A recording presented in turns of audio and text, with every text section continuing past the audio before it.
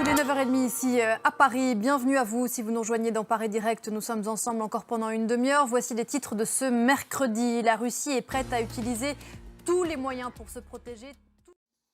Et pour commencer donc cette édition, cette allocution de Vladimir Poutine, elle était prévue hier soir, elle a été reportée puis diffusée à la télévision russe ce mercredi matin. Des déclarations qui sonnent comme une mise en garde de l'OTAN et de l'Ukraine. Le président russe dit prêt à utiliser, je cite, tous les moyens pour protéger son pays et ce n'est pas du bluff, a-t-il dit.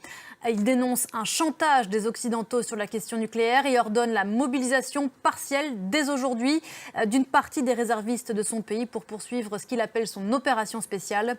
Écoutez.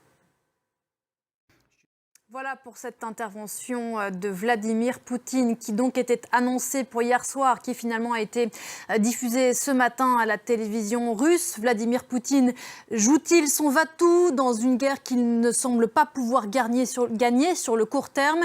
Écoutez le décryptage d'Armelle Charrier, elle répondait tout à l'heure à nos questions avec Damien Coquet. Voilà, je vous rappelle, si vous nous rejoignez, donc l'information de la matinée, cette intervention de Vladimir Poutine diffusée ce matin à la télévision russe, intervention d'une dizaine de minutes dans laquelle le président russe annonce une mobilisation partielle des Russes en âge de combattre. C'est près de 7 mois après le début des combats en Ukraine.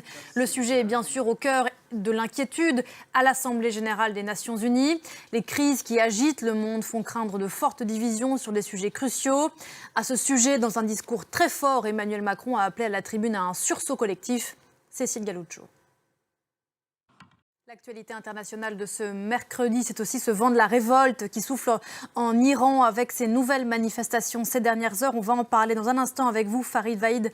Merci beaucoup d'être sur ce plateau. Vous êtes directeur de l'Observatoire de l'Afrique du Nord et du Moyen-Orient à la Fondation Jean Jaurès. Il y a eu donc ces dernières heures en Iran de nouveaux rassemblements pour dénoncer le sort de Mahsa Amini, morte après son arrestation par la police des mœurs à Téhéran en fin de semaine dernière. Dans le nord du pays, notamment, des jeunes femmes ont brûlé leur voile en signe de protestation, mais aussi contre le régime. On va regarder ces images ensemble et on en parle juste après. Elles sont commentées par Jules Boiteau. Avec moi donc sur ce plateau, Farid Vaïd, rebonjour. Bonjour. Je rappelle que vous êtes le directeur de l'Observatoire de l'Afrique du Nord et du Moyen-Orient à la Fondation Jean Jaurès. Je voudrais d'abord qu'on revienne sur les images qu'on a vues au début de ce document commenté par Jules Boiteau, ces images extrêmement fortes qui ont été tournées à Sari. Alors ce n'est pas celles que l'on voit sur le plateau en ce moment, qui ont été tournées hier soir à Sari, c'est dans le nord de l'Iran.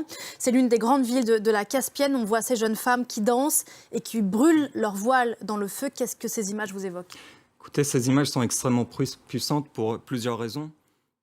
Et on continue à suivre de très près ce qui se passe en Iran sur France 24. Merci infiniment, Farid Vaïd, d'être venu ce matin sur ce plateau, directeur de l'Observatoire de l'Afrique du Nord et du Moyen-Orient à la Fondation Jean Jaurès.